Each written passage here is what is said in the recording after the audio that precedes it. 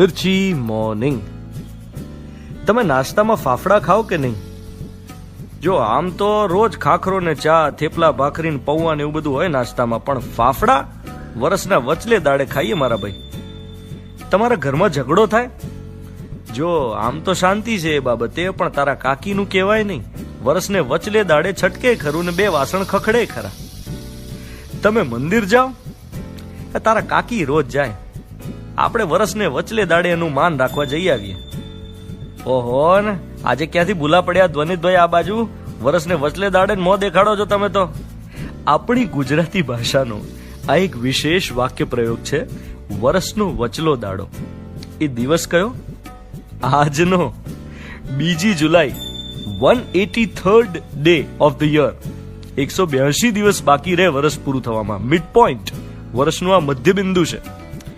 પણ આપણે બહુ મીઠી રીતે આપણી ભાષામાં ટોન્ટ મારવા માટે, અથવા તો કોઈ વસ્તુ ક્યારેક જ મળતી હોય, કોઈ ઘટના ક્યારેક જ થતી હોય, તો કહેતા હોઈએ છીએ કે વરસના વચલા દાડે બધી સાફ સફાઈ યાદ આવે તમને વરસના વચલા દાડે. બાકી તો ગમે તેમ કાગળો પડ્યા હોય. અમારા ચિંટુના પપ્પાને કેવું કે વરસને વચલે દાડે અચાનક જ જૂના કામ યાદ આવે ને બધાને ઘરમાં તતડા આવે કે આ બાકી છે ને પેલું બાકી છે ને કેમ પત્યું નથી, પછી પોતે જ ભૂલી જાય. આજે આ વાત કેમ કરી રહ્યો છું? કારણ કે આપણી જિંદગીમાં કોઈ વર્ષ વિશે આપણે સૌથી વધુ વિચાર્યું હોય ને, કોઈ વર્ષ વિશે આપણે સૌથી વધુ વાતો કરી હોય ને, તો એ છે આ વર્ષ 2020.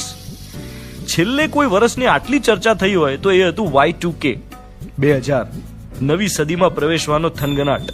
અને એ નવી સેન્ચુરીમાં 2020 નું મહત્વ હતું. ડોક્ટર અબ્દુલ કલામ સાહેબે આપણને વિઝન 2020 સમજાવ્યું હતું. ઘણા લોકોને એવું કહેતા સાંભળ્યા હશે તમે હમણાં કે હવે આ વર્ષ પતે તો સારું.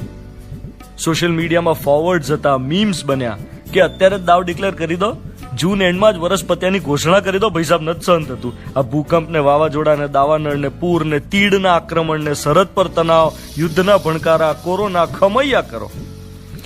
દોસ્ત, મારે તમને એ કહેવું છે કે જેમ ગઈકાલ ગઈ, જેમ આજની વહેલી સવાર ગઈ, જેમ આ ક્ષણ, આ પળ જેમાં હું ક્ષણ બોલ્યો એ પણ ગઈ, એમ આ વર્ષ પણ જશે એની મેળે. મારા તમારા કોઈના કીધે ઊભું નથી રહેવાનું. કાળનું ચક્ર અસ્ખલિત સરે છે, એ ક્યાં આપણા લીધે ફરે છે? તો જીવ, તું શાને ડરે છે? મરતા પહેલા જ કેમ મરે છે? કેમ ચિંતાના પોટલા ભરે છે? મૃત્યુના ભયથી થરથરે છે કે ઈચ્છા રાણીને કરગરે છે? કુદરતનો નિયમ કેમ વિસરે છે? જીવ, તું શાને ડરે છે? મારે તમને યાદ કરાવવું છે કે વર્ષનો આરંભ આપણે સેલિબ્રેશનથી કર્યો હતો. 1 જાન્યુઆરીને ઉજવી હતી, મજા કરી હતી, બધાને હેપી 2020 વિશ કર્યું હતું. શું એ વિશ કોરી હતી? કેવા ખાતર હતી? કરવા ખાતર નહીં. અરે જીવી બતાવો, 2020 ને હેપી બનાવી બતાવો. હિંમત રાખો, વિશ્વાસ રાખો કે 31 ડિસેમ્બર 2020 પણ આપણે એટલી જ સારી રીતે ઉજવી શકીશું. અને હજુ તો રોકડા 6 મહિના બાકી છે. જે રેઝોલ્યુશન્સ 1 જાન્યુઆરી લીધા હતા, જે અધૂરા છે, જે નિશ્ચય લોકડાઉન દરમિયાન કર્યો હતો અને અધૂરો છે, એ કરવા માટે રોકડા 6 મહિના, 4368 કલાક છે. 4000 કલાકમાંથી 1500 કલાક તો જાગવામાં, ઊંઘવામાં, જમવામાં જવાના. 2500 બચ્યા. જે બાકી છે એને પળે પળ ઉજવી શકીએ જો ધારીએ તો.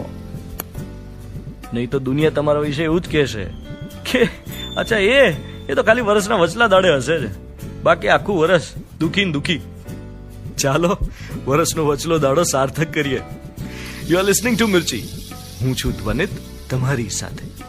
Good morning my dear.